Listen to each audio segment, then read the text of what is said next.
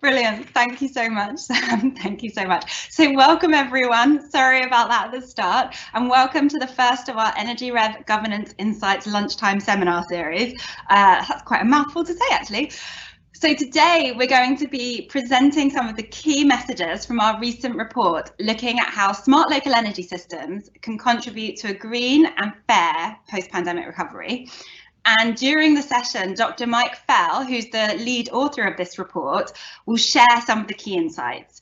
And this will be followed by a panel discussion with a Q&A session, looking at what this means for national government, local government and citizens alike. So before we get started, I just wanted to remind you that this is the first in a series of seminars that will be delivered by the EnergyREV consortium. And in case you don't know who we are, EnergyREV brings together over 50 researchers from 22 UK universities, looking at the role that smart local energy systems can play in delivering a net zero energy future. We're part of the much bigger Prospering from the Energy Revolution programme, so we work alongside 3 large-scale demonstration projects, 10 detailed design projects, and a whole host of innovation projects developing key technology solutions and advancing access to energy data, as well as with the Energy Systems Catapult.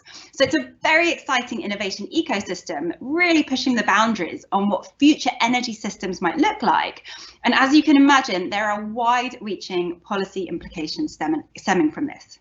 So the Governance Insights Lunchtime Seminar Series really looks to tap into this innovations ecosystem. We'll be holding these events on a monthly basis, bringing you key insights from the work happening in EnergyREV and the wider PIFA programme, focused on policy, regulation, market and governance challenges and opportunities. So if this sounds something that you might enjoy, and hopefully it is, given that you're here today, please do sign up to our newsletter and you'll get updates and invites to these future events. So you can go to the contact page on our website, and I believe one of my colleagues is going to pop this into the Q&A box, so you can just click directly on that. And actually a big shout out as well to my colleague, Dr. Maddie Morris, who will probably be the one popping that into the Q&A box, who's very modestly operating behind the scenes today. But Maddie's been leading the development of this series. So please let's all just give her a virtual clap for that. Well, thank you, Maddie, for pulling us all together. And please, if you're interested in contributing to a future event, reach out to Maddie directly.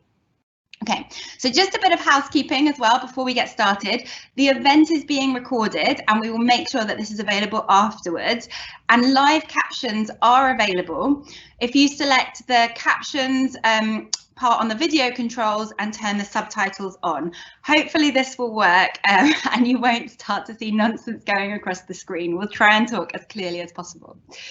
So we will be kicking off in just a couple of minutes, and as I said, the session will begin with Dr. Mike Fell giving us an overview of the report. Mike is a senior research fellow at the UCL Energy Institute and lead author of this report, and Mike will talk for about 10 minutes sharing some of the key insights. We'll then hear responses from Dhara Vyas, the head of Future Energy Services at Citizens Advice, from Cheryl Hiles, the Director of Energy Capital at the West Midlands Combined Authority, and from Patrick Alcorn, Head of Climate and Local Energy at the Department of Business, Energy and Industrial Strategy. And we'll follow this with a panel discussion that's driven through the questions that you ask. So please use the Q&A function. We're going to be using that to fuel our panel discussion. And you can submit questions anonymously if you like, and you can also upvote any questions that you do like, and we'll try and address those more popular questions first. So without further ado, I'd like to hand over to Dr. Mike Fell. Thank you. Great, thanks very much for that introduction, Becky. So as you said, I'm just going to be giving a brief sort of introductory overview to our report looking at post-pandemic recovery and how it might be able to contribute, or how smart local energy systems might be able to contribute. And like you said, I'm one of the authors of the report, but there are several of us in the consortium, including Becky, who you just saw, my colleagues Rachel, Jeff and Maddie, who are all also on the call. So just wanted to acknowledge those. So I'm going to speak for about 10 minutes. And I'm just going to very briefly mention what we kind of understand by smart local energy systems, then go through the logic for why we think it's helpful to think about post-pandemic recovery through a smart local energy system prism. And the aim of this work isn't really to go into kind of detailed recommendations as to what precisely we need to do, but it's really to sort of prompt consideration of how we might be able to use smart local energy systems to kind of bolster post-pandemic recovery, and to perhaps contribute to thinking by local actors on identifying opportunities that are relevant to them in doing that. So that's what I'm hoping to cover. So very briefly, smart local energy system really just can break this down. So we're thinking about energy systems which are smart and local, and by smart we mean with a focus on data, lots more data, focus around ICT, automation, self-regulation, learning, this sort of thing. These don't all have to be there, but some of these we would expect to be there. That are local, which might involve having kind of strong local stakeholders, ownership, governance processes, covering certain defined geographic regions, so some level of geographic proximity, or where there's some co-location of supply, demand, storage, and so on. And we're thinking quite broadly about energy systems, so looking about multiple vectors from generation through to consumption, integrating with other wider systems and institutional arrangements. All of these, making up some smart local energy system which aims to deliver obviously energy services, but to contribute towards goals of creating more prosperous communities, supporting more prosperous communities, environmental benefits, thriving businesses, improved resilience. So we're taking a very holistic view as to what we consider falls under smart local energy systems. So turning now to the actual post-pandemic recovery, obviously a lot of this and rightly so has been focusing on economic recovery. So how can we build opportunities for jobs, for businesses to grow, and for investment in exports and so on. And to that, I think it's been very widely recognized that, along with, in the context of net zero commitments and other environmental challenges, we need to make this a green recovery. So meeting net zero, a focus on social equity, becoming more resilient to climate change, and not losing sight of other aspects of environmental betterment. So to kick off this work, what we did first of all was review quite a few sets of proposals for how what sorts of measures and in what sort of areas focus might most usefully be put to deliver this kind of green post-pandemic recovery. And we sort of consistently identified 4 areas which were shown on the screen there. So building energy efficiency, low carbon heat, low carbon mobility, generation infrastructure. And as well obviously as in EnergyREV being focused on smart local energy systems, we recognize that all of these things really, they inevitably have to be sort of delivered and deployed at the very least, ultimately at a local level in people's homes and businesses, on their streets. So we think there are opportunities from the smart local energy systems perspective, but also it's an inevitability that that sort of scale is going to be important. So this is what I'm going to be talking through today. So this is the smart local energy systems prism. So these are the sort of the subjects, the topics, the facets of this prism that we identified that we thought would be particularly important in terms of post-pandemic recovery.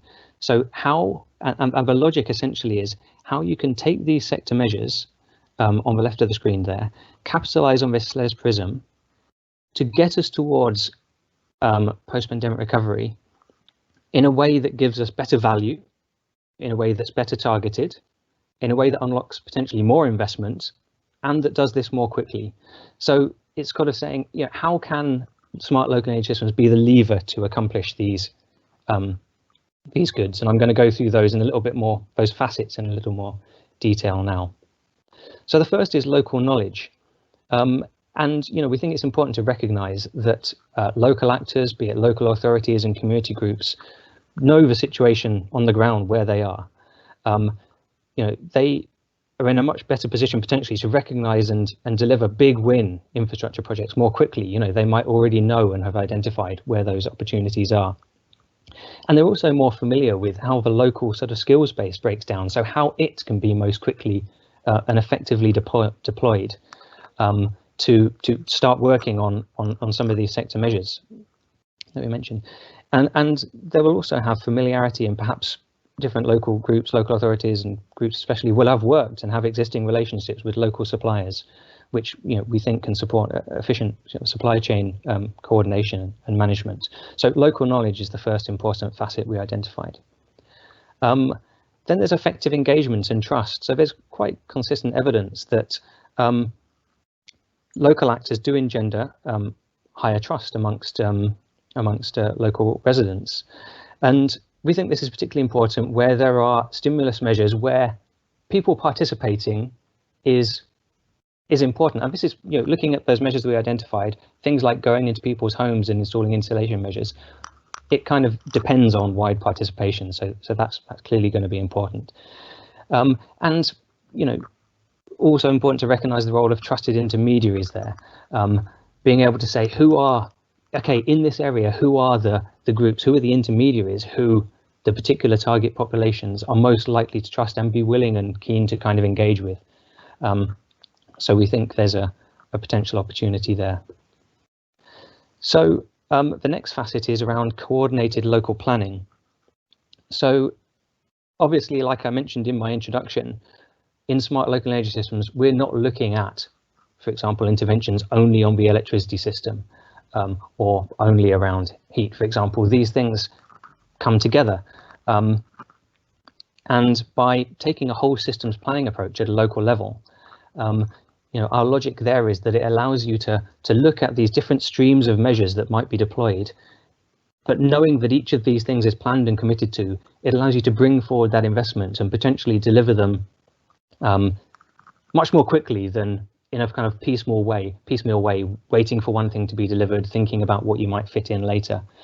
And this coordinated approach, you know, we think gives also a much stronger demonstration of commitment to a particular approach, which can support investor confidence. And importantly, you know, it allows us the opportunity to look ahead and recognise the opportunities for cost savings and to minimise the chance of, you know, investment that you might not have done if you'd have known what the whole system approach was going to be. So moving on, another important strand of this is unlocking co-benefits. So we recognise that especially local governments have multiple objectives. So as well as, you know, thinking about energy issues, they are likely also to be responsible for care provision, for example.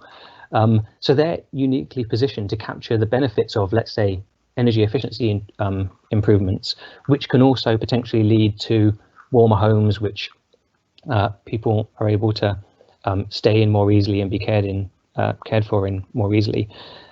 So factoring in and giving consideration to those multiple benefits could be a way to help unlock investment, and, you know, to account for the benefits of this investment, which is obviously important going forward, and being able to demonstrate those benefits.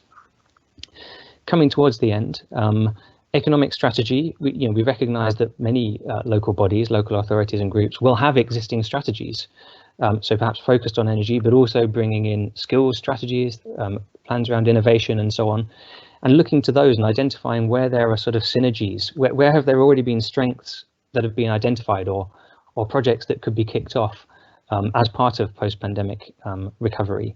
That seems like a really obvious win. You know, it's capitalizing on areas where planning has already taken place. And also it means that you're not thinking, okay, we need to act quickly, let's quickly do this thing that might not have had as much consideration as it could have done. Instead, you know, we're looking at more considered decisions. And finally, scaling up. This is less on the local element, but more on the smart side of things, which is, you know, we recognize that, you know, often very bespoke local solutions are going to be needed in individual places. But by taking this smart approach and by bringing a mindset of saying how is this solution customizable? How is it going to be interoperable? It allows those, even though they're bespoke solutions, the sort of central elements of them potentially to be scaled and exported and used elsewhere, which is important. We've got a case study here, which I can see I'm coming to the end of my time, so I'm not going to spend too much time on, other than to say in the report, if you look through, there are a number of case studies we mentioned, which is where we show how these facets come through and are sort of exhibited in different projects. So this was an example of a community-owned project which was able to engage with thousands of people and install measures, could recognize target populations to engage with where the benefit of their services could be biggest because they were embedded in that community. Just before I come to the end, I just wanted to mention a couple of risks, because I think that's important to consider.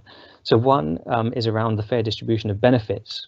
So we recognize that there are likely to be differences within and between localities in how far they're able to capitalize on SLES in terms of post-pandemic recovery, and that's something that is clearly going to be both carefully monitored and careful consideration given to in terms of how we sort of proceed along this path. And that connects into my next point, which is, and Becky alluded to this earlier, which is this question of alignment to multiple scales.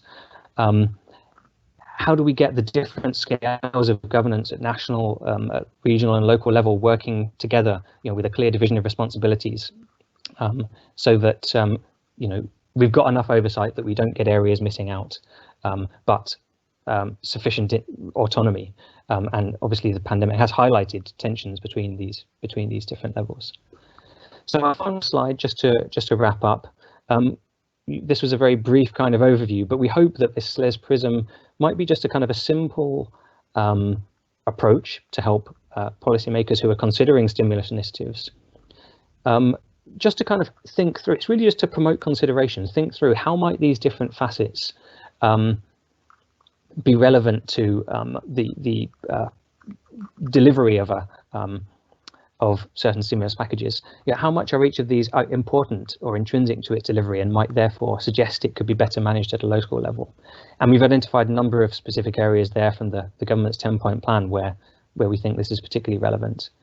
And finally, while I'm sure many local actors, local authorities and so on are already thinking very clearly along these lines, we thought this might just be a helpful additional tool to bear in mind to structure thinking about where they might make the case for responsibility or resources and think through local responses that play to local strengths. So I'm going to leave it there, and I look forward to hearing the discussion and the questions later. Thank you. Thank you, Mike. That was a really brilliant rapid run through of the topic. So I'm going to hand over to our panelists, but can I just please remind you before I do, post your questions using the Q&A function. We've already got a few questions in there right now, so do also feel free to vote up the questions you like. We'll try and take the ones that have had more votes first. So with that, I'm going to hand over to Dhara Vyas to share her thoughts on some of the findings in this report. Thanks, Rebecca, and thanks so much for inviting me to join. So I've been asked to consider and reflect on this work from a consumer or citizen's perspective. I think it's really timely. I also think there's something in it that's actually quite similar to other non-energy aspects of governance and democracy, and that age-old question around, national equity and local diversity, and how do you get the right balance for everybody. So I think that the report's really timely for a number of reasons, but I'll highlight two main. One is we're obviously expecting the government's heat and building strategy imminently, and it must cover public engagement and delivery. It must cover what the local aspects might be, or anything that's subnational or regional. And we know that the local aspects of the Green Home Grant were amongst the most successful. How you build on that, how you build on everything that's already happening across the country locally.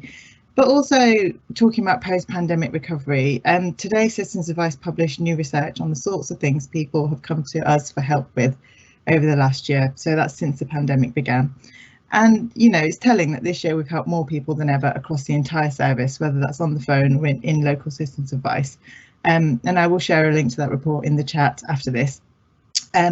But the report shows how people came to us and the sorts of the big range of issues people, were looking for help on, from coronavirus to furlough, from divorce to universal credit, really quite massive. And whilst the vaccine means that we're hopeful life's going to return to normal during the course of this year, fingers crossed, we're all crossing our fingers, or some sort of new normal. For millions of people, I think problems might only just be beginning, because people are going to continue to struggle with the knock-on effects of the pandemic, just as support measures put in place might start to be withdrawn. So I'm thinking of things like the end of furlough and the end of the uplift to universal credit. And this could have serious consequences in three main areas that we're concerned about, which are personal debt, housing and homelessness, and inadequate income. So I will share that report because I think it's an interesting take on kind of what we've learned over the year. But what does that all mean for local area energy? Well, it's really important that policymakers and service delivery, people involved in service delivery, are really mindful of how much is going on in people's lives and homes when we're thinking about how to change behaviour, or indeed make physical changes to homes and streets and transport. It's almost like the other micro side of some of the things that Mike talked about, the coordinated approach when it comes to attracting investment, and the co-benefits as well. How do you coordinate things on a person or home basis? And there isn't much parity across the country at the minute. Let's not forget energy is an essential service, so that national equity piece is quite important there. I think there's like 4 common types of plans that are considered to have elements of local energy plan within them. Some places have a climate action plan, some places have a regional energy strategy, some places have local development plan. Well, I think they all have to have local development plans, and there's various innovation projects. But so moving, I think, from national approaches to local will need to be done in line with some sort of framework to ensure some consistency, because it's really inconsistent right now. And I completely agree with the points Mike was making around governance, accountability, engagement and support, because there's a risk, I think, of further exacerbating inequalities across the country unless we're thinking about those things at both the national and local level. So we're just finalising some research that's been in the field on local area energy, and our research has found some really basic things. There's no real agreed definition for what is local area energy. Different plans, strategies, commitments, approaches. There's very limited information publicly available, whether that's around governance, decision making, engagement, finance, funding. And whilst there's a lot of potential, I think, for local area approaches to energy to benefit people, the lack of coordination could be a problem. I think it's often driven by a real vision or a goal to reach net zero quite quickly, and that's not necessarily always accompanied by a detailed long-term plan. So thinking through some of those kind of local political questions as well. So I'm just going to finish off by saying I think the impact of the pandemic has meant some local authorities have obviously had to change their approach to tackling net zero. And for some areas, I think there's a real desire to ensure that plans for economic recovery are really developed alongside environmental priorities. So I think this is just really well timed and a really good contribution to this very live discussion. Brilliant, thank you for that, Dhara. That's great. Let's move on. Cheryl, I would love to hear some of your perspectives, maybe from more of a local perspective. Lovely, thanks Becky. So as Becky said, I'm Cheryl Hart, I'm Director of Energy Capital at the West Midlands Combined Authority. We're an energy partnership looking at different models of regional governance for energy, and I'm also a project director of one of the PIFA projects that was referred to earlier, and we're working on 2 others. So we've got 3 of these innovation projects on smart local energy systems in the West Midlands. So I wanted to start with saying I'm really pleased that EnergyREV have produced this report. It's great timing from our point of view as well. I agree with pretty much everything in there, and particularly focused around the economic strategy elements that Mike raised and the planning coordination elements. Those are 2 kind of really key areas for us. But really, the smart local energy systems lens is actually becoming our primary lens that we're looking at energy from in the West Midlands, and I'll try and explain a little bit about why that is. So, government is rightly focusing on market stimulation activities to bring forward solutions to net zero. Big things like carbon capture and storage, things that are fundamental to us achieving our objectives nationally. And obviously they're also looking at large national programmes of around infrastructure to make sure that we've got the clean energy generation that we need in order to achieve our goals. So, big offshore wind programmes, etc. An absolute priority for central government. We understand why they're focusing on that. And these big ticket items often get a lot of attention because they create jobs and from direct investment. So it's really easy to see how kind of investment in those areas creates jobs and economic growth and prosperity, and as well as takes us to our net zero objectives. But in areas such as the West Midlands, these opportunities are fairly limited. We're always going to be a net importer of energy in our region, and we just don't have the space or the coastline to be able to generate the sorts of power that some of the other areas have. And so this brings us a number of challenges. So there's not those sort of big shiny opportunities to create lots of jobs and lots of renewable generation. And it also means that if local pricing was ever brought in for any reason, we could in the West Midlands really face additional challenges to what we already do, as the cost of energy on our manufacturing base in terms of their ability to export products, and the cost of energy in terms of how it affects our fuel poverty figures, because we have significant fuel poverty in our region. It's one of our major concerns, and with the impact of the pandemic, we haven't seen the actual details of what that's done in terms of the impact on the fuel poverty rates in the West Midlands and the rest of the country, but we're pretty sure that it's really significantly exacerbated that challenge. So that becomes a really important focus for us. So the report suggests we're about looking at a number, the local authorities and combined authorities are sort of going to look at a number of different ways to achieve net zero. And that's absolutely true. In the West Midlands, we've got a commitment to achieve net zero by 2041. And we're obviously looking at the economic growth opportunities that we can derive from that.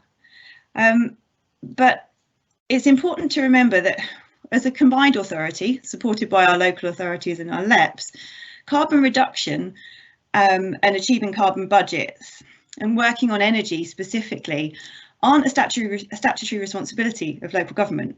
I think we heard earlier that means there's disparities across the areas about what sort of work has been done, how much resource has been inputted into that process. And as a result, you see this kind of different picture across all the different geographies. But transport, housing, economic development, they are all priorities for local authorities. They are statutory responsibilities that they have to work on. And in this time where funds are limited, you can understand why people have to really focus down on what their statutory roles are. So in addition, we're sort of seeing the routes to innovation also being halted a little bit. So you don't see now so many local authorities investing in renewables projects to pay for fuel poverty programmes, for example, because of changes to the money that they've got access to and how that works. So some of those opportunities have been limited. And obviously, in terms of incomes that local authorities have, they have to really target that. So the three projects that we've got in the West Midlands are really exciting from our point of view, because that gives us a real opportunity to look at what smart local energy systems can do and what benefit they can bring. And in the West Midlands, we've announced that we would like to be a net zero pathfinder to try and share those opportunities and share that learning, because we think it's really relevant to lots of areas that don't have the big generation opportunities. So our project, one of our projects in particular, focuses on the governance areas and the market design. So what do we actually need to do? What do we need to change to be able to make smart local energy systems something that bring about the benefits that we really want to see? So those benefits are business benefits in terms of the flexibility market growing, opportunities for storage, vehicle to grid technologies, that kind of thing. The integrated technologies like combined heat and power, those kind of opportunities. And again, local trades opportunities around retrofit and that kind of aspect. They're not big generation opportunities, but they have the potential to give significant economic benefits. So we set out 10 asks in response to that of government to show how we can do that more effectively. So what we kind of think government needs to do to help local authorities do better integrated planning, take that sort of local first approach, and enable investment for economic growth, which is their key priority area. So I'll stop there and look forward to the question session. Brilliant, thank you, Cheryl. And just before I go over to our last panelist, a reminder that please do put your questions into the Q&A box. We've also got quite a lot of questions coming in, so please do feel free to vote up any questions that you really want to make sure we get to. So with that, I'm going to hand over to Patrick Alcorn, maybe to give us a little bit more on the national perspective. Thanks, Becky. Thank you for the invite and thank you for the report. I think it's a really interesting contribution at a time when clearly this is not just a local debate, but a national issue. I'm Patrick Alcorn. I'm head of the local climate and energy team in BEIS. So this falls squarely in my patch, but we are also one of the teams in BEIS that is co-sponsor of the Energy Revolution programme, Prospering from the Energy Revolution, that UKRI are running. I think, you know, if you look back to the end of last year, the Committee on Climate Change put out their 6th carbon budget work, but for the first time looked at a local lens in that. So up until then, all of net zero talk had been done by sector. And so every local place had its sectors, and those sectors were being looked at nationally, whether that was agriculture, whether that was industry, whether that was heat and whether that was buildings. So everything had been cutting across each of the local places in a way that perhaps didn't really lend itself to local delivery. I think the other thing, the other big thing that's changed is, as Cheryl was saying, is the recognition that as this is not a reserved, as this is a reserved matter and local authorities have no requirements, statutory requirements in this space, that actually the message is around the green recovery. It's about the jobs, it's about the growth, it's about the housing, about the transport, the things that they are responsible for and that they can pull levers on are the things that they are looking to deliver first and foremost. And I think what that lends itself to is local area energy plans, or I think we would rather make them slightly broader and have them as net zero pathways, because there are some things like hydrogen in homes that just aren't resolved yet at a national level. So making a plan to have all of your homes on a hydrogen network when we haven't done the innovation to prove that hydrogen is safe in homes would be a little foolhardy at this point. But writing it off completely because we haven't done that innovation would also be foolhardy. So I think these need to be living documents that allow people to see the no regrets work that needs to be done and can be done in the next 3 to 5 years while other decisions and other innovations come through is really important. And clearly part of that, and both speakers have talked about the importance of buildings and heat and fuel poverty and energy efficiency, and that is a no regrets, because clearly the amount of energy you save and that you don't have to pay for will allow us to build more efficient heat networks. It will allow us to scale our energy systems to provide hydrogen and or electrified heat. So we need to do that whatever the outcome.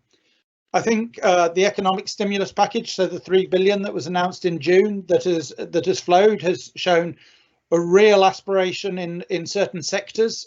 We've seen local authority response in the local area delivery. We've seen the interest in the Green Homes grant, but also I think last Wednesday we announced £930 million worth of public sector building retrofits that had got funding. So there's some really significant interest there. And what's really important, I think, when you start to look at the future financing of this, is how we can move away from those individual projects into pipelines of projects, portfolioed up, brought together at an investable level, rather than completely reliant on one-off grant programs. And it's that transition from how government puts funding into local areas now to that much more long-term sustainable financial mechanisms and partnerships, whether that's underwriting, whether that's co-financing, whether that's blended financing. With some of the initiatives that we've seen in West Berkshire and Warrington around local bonds, where we've seen the budget announcement for a national investment bank.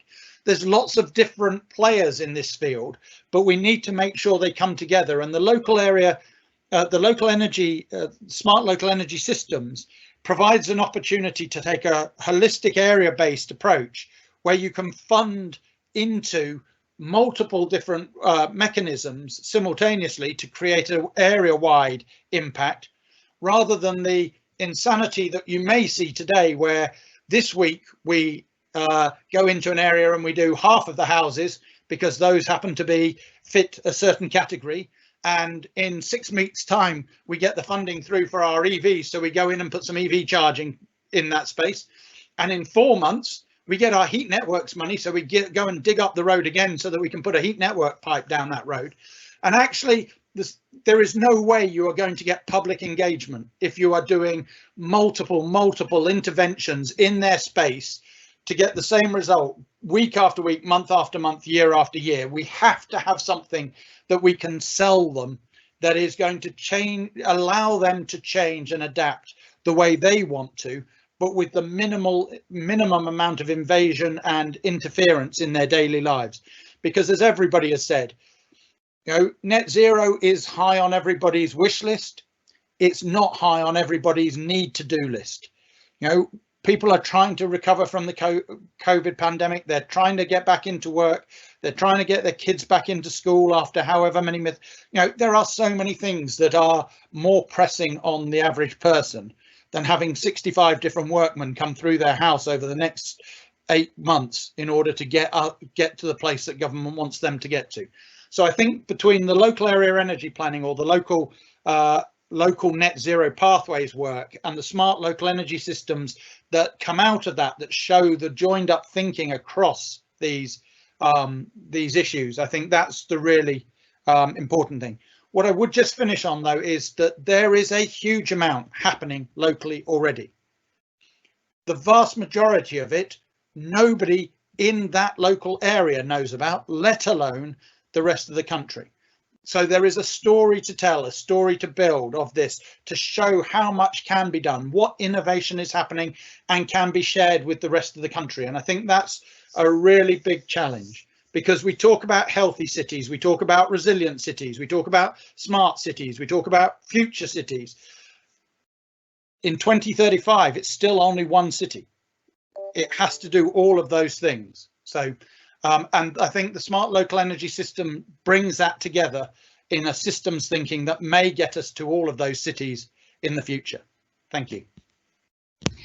Thank you, Patrick. That felt very inspirational to finish on. So that was great point. So let's get to some of these brilliant questions that have been coming in. And so I'd like to start. In fact, I've been trying to group them together because otherwise I can't see us getting through all of them, and I'd like for us to. But we've got a number of questions here that, for me, all kind of relate to this idea of what do we actually mean by a smart local energy system. So we've got one question that's looking at, you know, can we think more about flexibility? So a lot of the stuff we've talked about so far sort of interplays maybe with energy service company activities rather than smart local energy systems, which has a lot to do with flexibility, and we haven't talked much about flexibility. So how can SLED help increase flexibility and local resilience, and how does that interplay with the green recovery? And I think that's very interlinked with two other questions that were asked. One, which is, what is a minimum viable smart local energy system? So what can local authorities do as kind of the bare minimum to get there and get them on this path? And then when we start to think about SMEs, what are the sorts of trading mechanisms, coming back to this idea of flexibility, that they might have to participate in? So I'm wondering if the panel has any thoughts on really, you know, how do we define this, and how can flexibility play into some of the green recovery solutions we're talking about? Mike, you want to kick it off?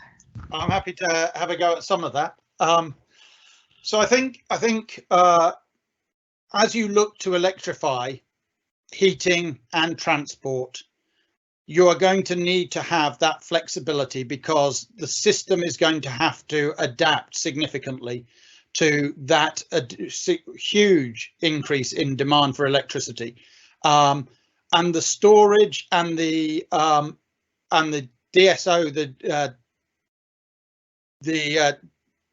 the systems operator becoming much more flexible, so that they can start to pay for energy efficiency to reduce demand rather than just lay cable after cable after cable.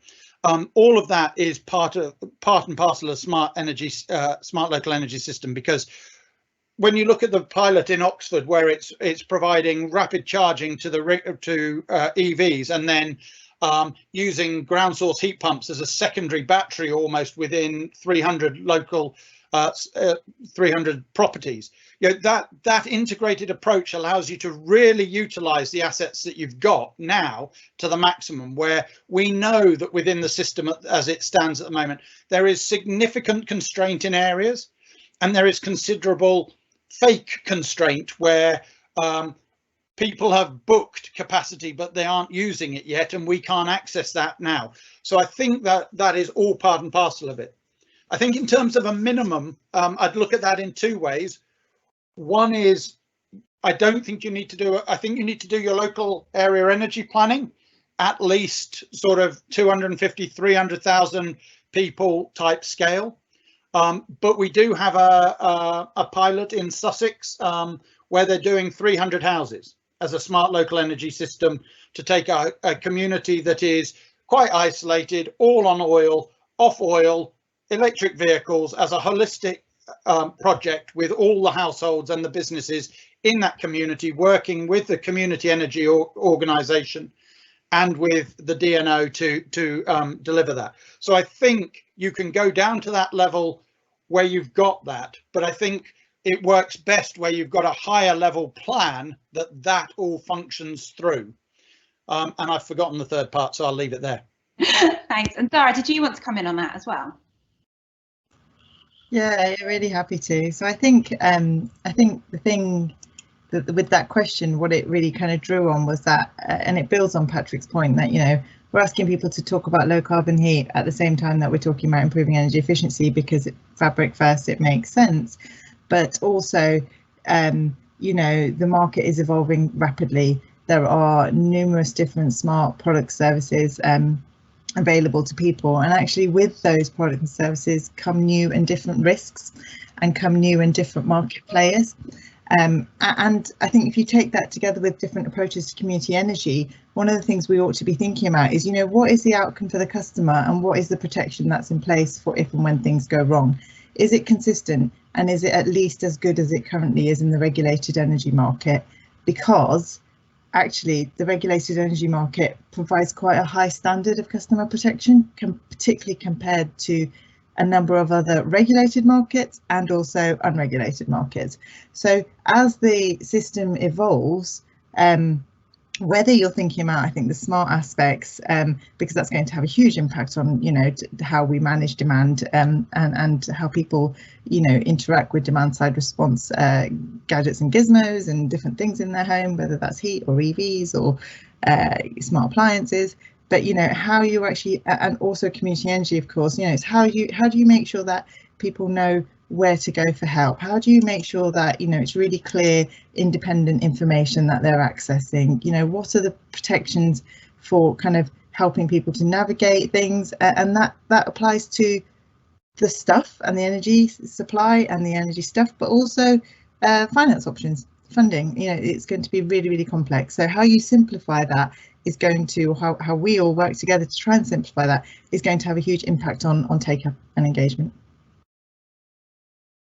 Thanks, Dhara. And in fact, this concept of engagement, I think, is ties us into our next question beautifully, which is about, it is very important to kickstart local area energy planning, but how can we make sure that DNOs and gas distribution network are all tied into this? So not engagement just with citizens, but maybe engagement with other stakeholders locally. And I'm wondering, Cheryl, do you want to kick us up on that? Thanks, Becky. Yeah, please do.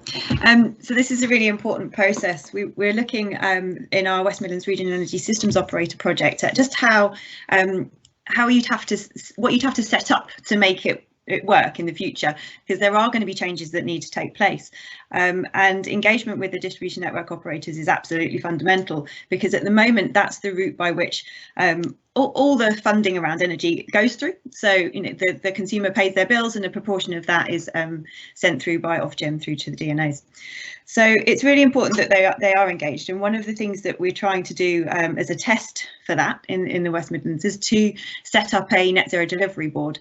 So there was an announcement a week or so ago where Cadent and Western Power Distribution agreed to be part of that, and they're the DNOs in our patch. And the important thing is looking at the way in which investment currently goes into our infrastructure, because a smart local energy system is about the infrastructure and how it's used. So how the money goes in, what it's spent on, and how we influence that is a really important part of the process. And as you say, at the moment, distribution network operators engage with us as local authorities, engage with people as part of their processes, but whether that engagement gives them the sort of information they need to make really good choices is the thing that we're working on at the moment. So as part of the work of Energy Capital, we work with the local authorities to try and ensure that the information that goes back towards those the DNOs is really useful to help that engagement, the two-way conversation, should we say. And there's things like at the moment there's a green recovery call for evidence that closed last Friday that the DNOs had put out saying, what are you guys doing locally that means it's going to hit our network soon? What do we need to plan for, and how do we make sure that we can afford to invest in areas to enable that? That's a good start, but it needs to be continuous. We need to really encourage that kind of engagement and that two-way dialogue as much as we can. I think I should just add, I think Vyas have got a role there as well to help encourage that through Ofgem, to make sure that the DNOs realise what good engagement looks like. Brilliant, thanks Cheryl. And actually that leads us perfectly into the next one, which is really looking at this idea of managing between bottom up and top down. So clearly there's this kind of blend between making sure that there's strong coordination to optimize benefits, but also making sure that nobody's left behind. So how can bottom up and top down coexist? Patrick, I'm wondering if you've got any thoughts on this to start with, and then maybe we'll come to a couple of other panel members as well. So trying to find that healthy balance between top down and bottom up is kind of my day job.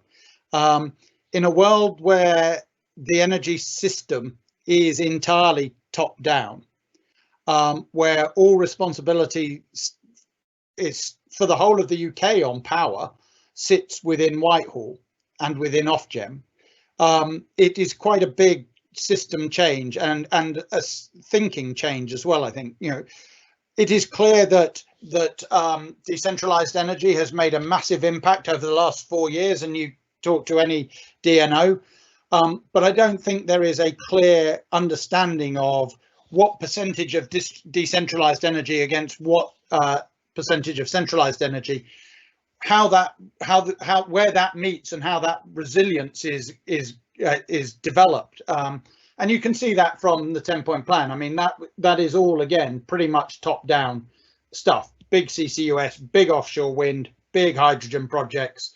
So it is the heart and soul of energy policy is still very top down. I think the point I was making earlier about the fact that there is thousands of, I think University of Sussex did a project a few years ago called 1,000 Flowers Blooming, and I think they probably are, but I think we can only ever see one of them at a time.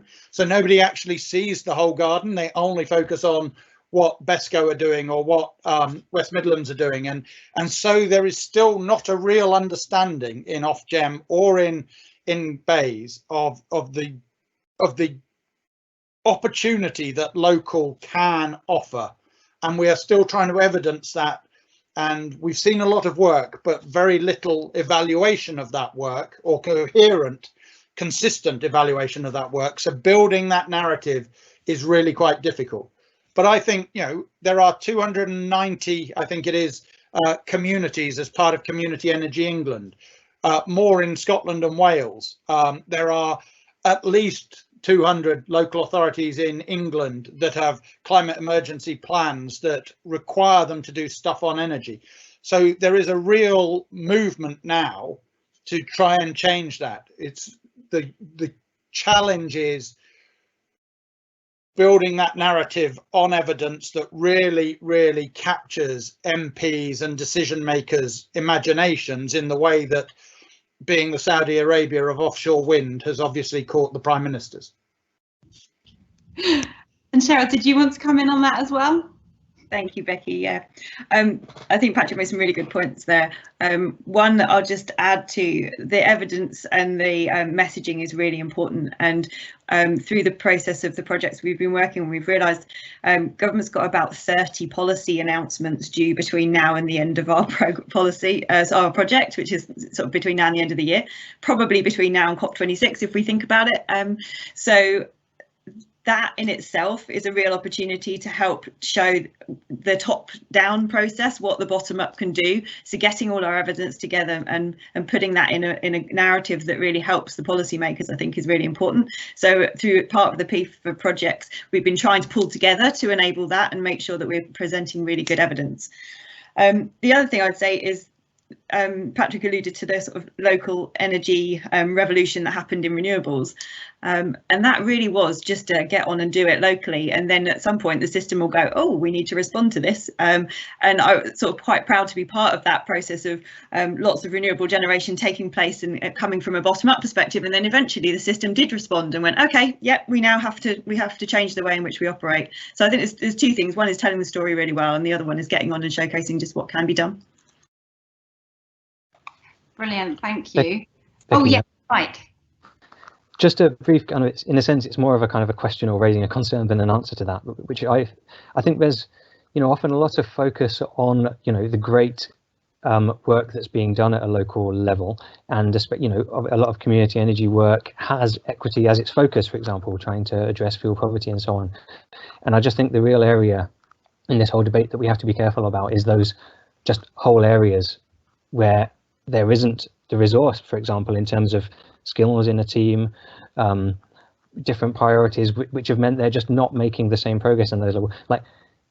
So those, all the areas that are doing the stuff in this area might be acting in accordance with great principles with regard to equity and so on. Just there's then that lacuna of those other areas, and it's how to do differentially direct resources of certain kinds. Is that a role for the national level thing to monitor where that activity is happening and deploy resource accordingly? I'm not sure, but I think that's important.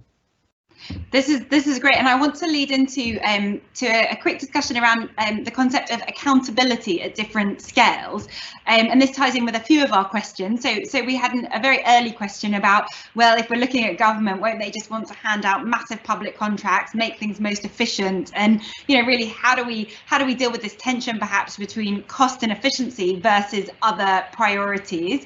And I guess this comes back to a couple of other questions around how can we make sure that smart local energy systems are protected from, say, biased lobbying from perhaps technologies that might not be the best ones or the most suitable ones, and also just from the fact that often local authorities might be outsourcing some of the work because they don't have capacity in-house, and how can we make sure then we're not going with what these kind of, say, consultants are kind of well known and or well versed in. So I think this concept of accountability, we have to think about it across multiple levels and around priorities and how that's traded off. And I'm wondering if the panel, so Patrick, I know you wanted to come in earlier, so maybe I'll come to, I think everybody wants to have a say in this, and this might be the last question. So I'm going to go around the panel and ask for your thoughts on this. So we'll go to Patrick, then Cheryl, then Dhara, and Mike, you can have final say. Patrick. Thank you. I think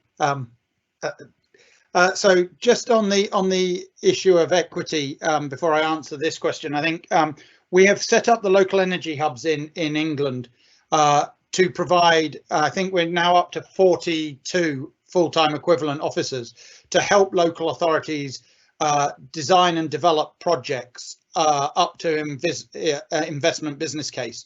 So we are trying to fill that gap, and on LAD 2, for example, that funding, that 300 million, is going through the local energy hubs with the premise that they will help those that have not been able to bid directly for 1A and 1B to get funding and to get projects across the line, so that you've got that equity across the system. So we are Michael, very aware of that, and we are trying to find a way to balance that. I think biased lobbying, I mean, you know, lobbying is always going to happen, and bias is always a matter of your own perception and where you start the conversation from.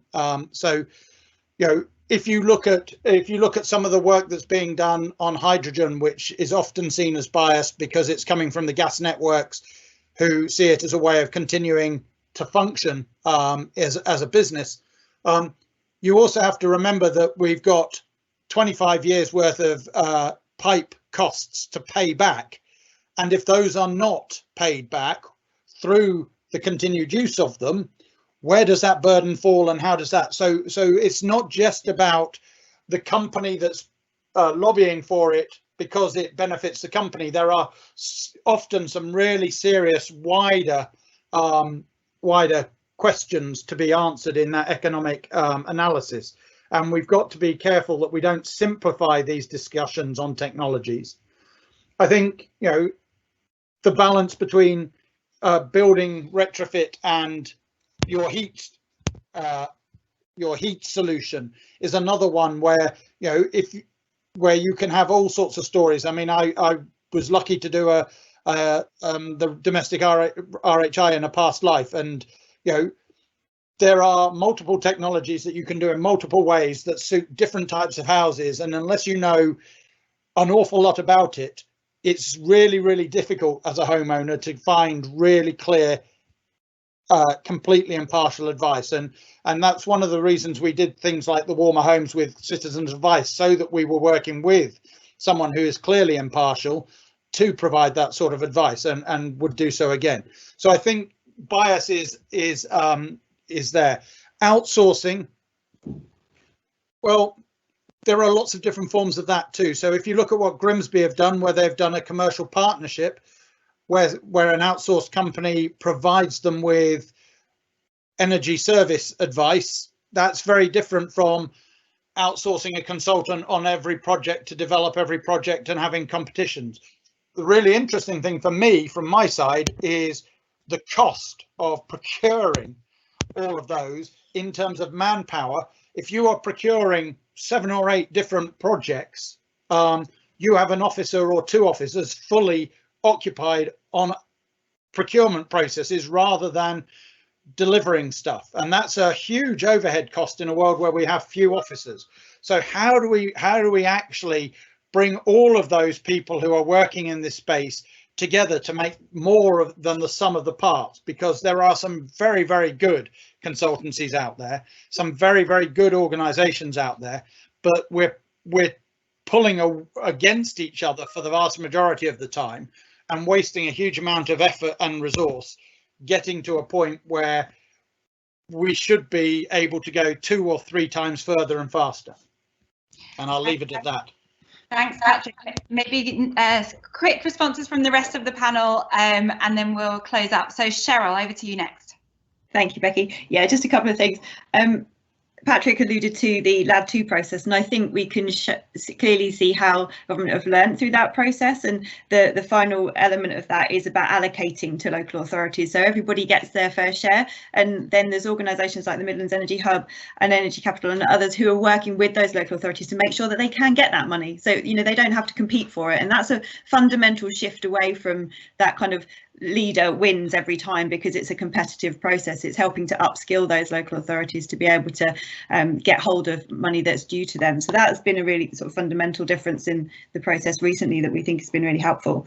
I was going to say that just the other thing is the opportunity to work as a region to identify where there's value is also for us really important. So we've seen that some of the job creation activity hasn't really worked when it's been a national programme, but when you do something more locally, you can see those supply chains respond.